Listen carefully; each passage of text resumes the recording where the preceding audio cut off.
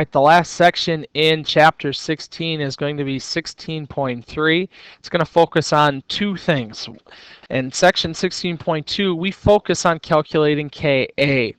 Now we're going to focus a little bit on calculating Kb and what else can Kb do for us in an equation. That's what we're going to focus on in 16.3. So here we have a base now where water is the acid. All right, so we have a base where water is the acid, and likewise we have our conjugate acid conjugate base pairs. Just like we figured out Ka was our products over reactants, Kb is the same exact thing. Kb is simply standing for bases. Kb can be used to find the concentration of OH, and if we figure out OH, we can figure out pH. So we can use Kb to solve for concentration of OH, which then pH. So we can really just use it to solve for pH. So if we have a question here, we have ammonia mixing with water, forms NH4 and OH. Our Kb value is 1.8 times 10 to the negative fifth, and we know our starting concentration of NH3 is 0.15. How can we possibly solve for the pH of the solution? Very similar to what we did. We're going to solve for X. Our initial concentration of our base, it doesn't change very much since our change in X is so small. And what we're going to focus on is we're going to focus on solving for X. If we solve for X, that's going to be the concentration of OH. We go ahead and we solve for X, and we get 2.7 times 10 to the negative sixth. That is our concentration of OH. We can take that concentration of OH, plug it in for POH, where we get 2.8. Remember, pH is equal to 14 minus POH. That's review. And we just solve for the pH of a solution by using the Kb value. What else is Kb good for?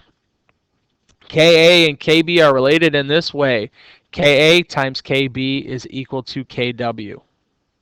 So Ka times Kb is equal to Kw.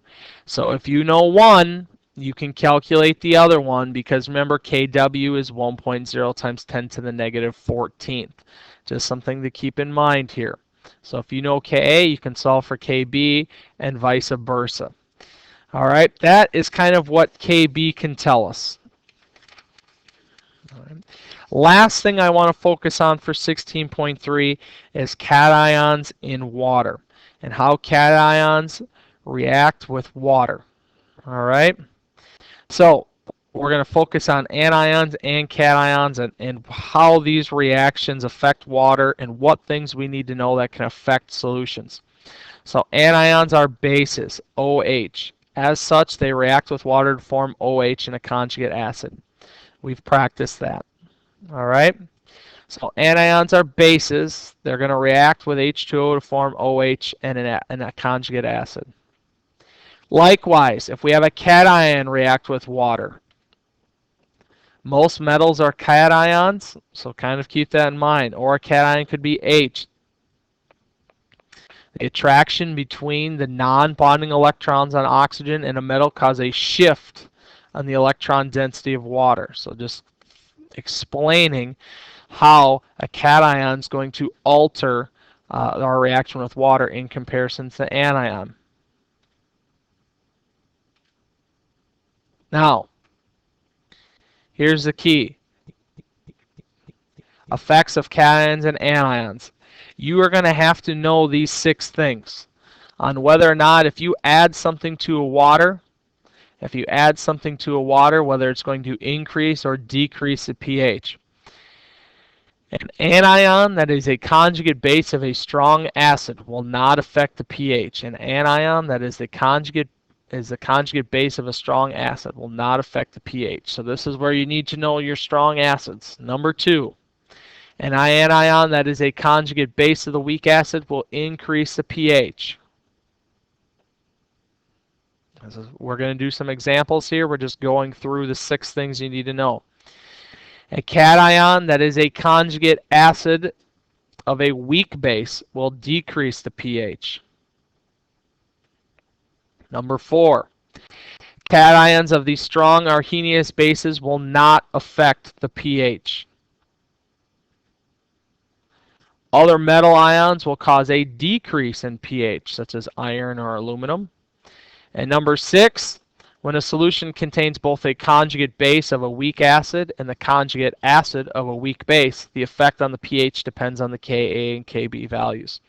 So we will go through examples in class outlining those 6 options.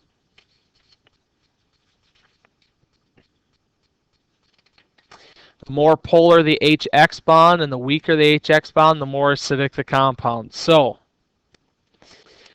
the acidity increases from left to right across a row and from top to bottom of a group. So just how acidity would increase with an acid across the table would be good to know.